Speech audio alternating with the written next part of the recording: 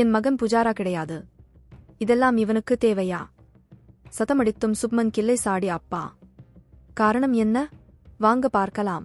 இங்கிலாந்துக்கு எதிராக சொந்த மண்ணில் நடைபெற்று வரும் 5 போட்டிகள் கொண்ட டெஸ்ட் கிரிக்கெட் தொடரில் இளம் இந்திய வீரர் சுப்மன் கில் முதல் போட்டியில் தடுமாற்றமாக விளையாடி தோல்விக்கு காரணமாக அமைந்தார். அதனால் அணியிலிருந்து நீக்குமாறு கடுமையான விமர்சனத்தை சந்தித்த அவர் இரண்டாவது போட்டியில் 104 ரன்கள் அடித்து இந்தியா வெற்றி பெறுவதற்கு முக்கிய பங்காற்றி கம்பேக் கொடுத்தார். அதைத் தொடர்ந்து ராஜ்கோட் நகரில் 91 ரன்கள் அடித்து இந்தியா வெற்றி பெறுவதற்கு உதவிய அவர் ராஞ்சியில் நடந்த 4வது போட்டியில் 52 ரன்கள் அடித்து வெற்றியில் முக்கிய பங்காற்றினார். மேலும் தரம்சாலாவில் நடைபெற்று வரும் 5வது போட்டியிலும் சதமடித்து 110 ரன்கள் குவித்துள்ள அவர் இந்த தொடரில் 400க்கும் மேற்பட்ட ரன்கள் அடித்து தன் மீதான விமர்சனங்களுக்கு பதிலடி கொடுத்து தனது தரத்தை நிரூபித்து தப்பித்துள்ளார். முன்னதாக டெஸ்ட் கிரிக்கெட்டில் ஆரம்பத்தில் துவக்க வீரராக களமிறங்கி நன்றாக விளையாடிய சுப்மன் கில் 3வது இடத்தில் களமிறங்கியதிலிருந்தே தடுமாற்றமாக விளையாடினார். ஆனால் புஜாராவுக்கு பின் 3வது இடத்தில் விளையாடுவதற்கு விரும்பி கேட்டதால் தாங்கள் அதை கில்லுக்கு கொடுத்து வருவதாக கேப்டன் ரோஹித் சர்மா ஏற்கனவே கூறியிருந்தார். இந்நிலையில் துவக்க வீரராக விளையாடிய தன்னுடைய மகன் சுப்மன் கில் தற்போது புஜாரா போல 3வது இடத்தில் விளையாடுவது சரியான முடிவு அல்ல என்று அவரின் தந்தை லக்விந்தர் சிங் கூறியுள்ளார். இருப்பினும் அவருடைய முடிவில் தலையிட விரும்பவில்லை என்று தெரிவிக்கும் லக்விந்தர் இது பற்றி பேசியது பின்வருமாறு: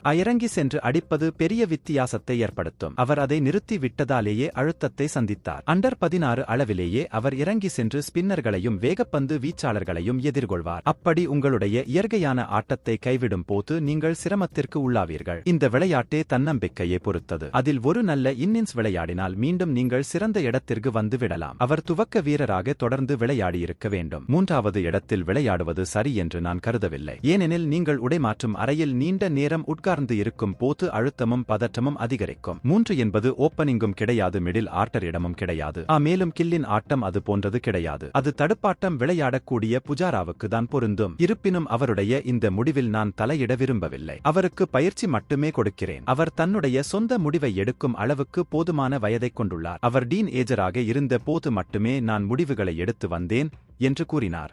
கிரிக்கெட் செய்திகளை உடனுக்குடன் அறிந்து கொள்ள நியூஸ் கிரிக் சேனலை சப்ஸ்கிரைப் செய்து பாருங்கள். நன்றி, வணக்கம்.